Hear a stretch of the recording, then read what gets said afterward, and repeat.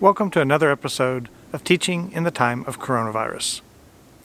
In this episode, I'd like to talk about accessibility.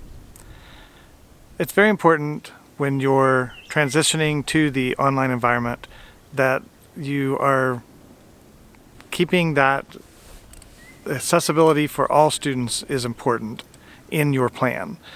And you already know this. You teach in the classroom. You know about particular requirements that students need in order to meet those accessibility needs. But when you're moving into online, there's going to be maybe different needs that you maybe have not had to deal with directly in the past. And first off, thing that you have to know hands down is we are required by law to make our courses accessible. And so accessibility is not an option. It's something that we need to do to meet the federal laws that require accessibility for all our students. So if you have any questions about accessibility, you really need to go to an expert. And your campus is going to have people who know what the accessibility requirements are. There's offices that help students with accessibility issues. Make sure you're checking with them and following all of their requirements. So my advice here is not a substitute for any of those legal requirements, and understanding the law is definitely far beyond what I can do.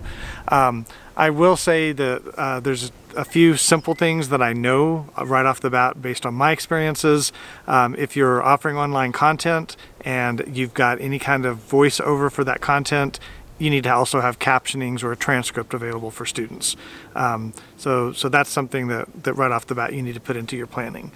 I would also say,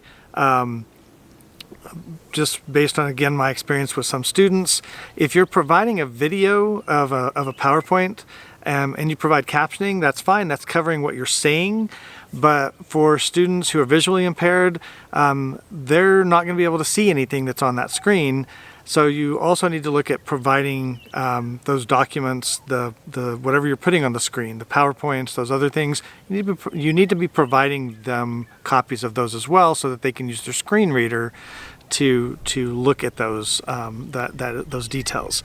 So providing them the PowerPoint with text, not just a graphic version, because if you give them a graphic version, those graphics don't work with the screen reader. It needs to be the actual version that includes the basic text, so that they can access that information with their screen readers. So those are just two examples of things that I know that may come up as you move to online technologies. Making sure that you caption any kind of video or live stream, and that you also provide accessible forms of that media, whether it's Word documents, PowerPoints, other things that the students can also access. So seek help for this one. This is a biggie. It can take a lot of time to meet these requirements, but you need to do it. It's something that you have to do. Your students need it to be successful.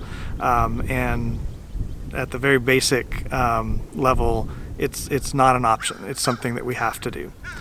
So thank you again for listening, and I will talk to you soon.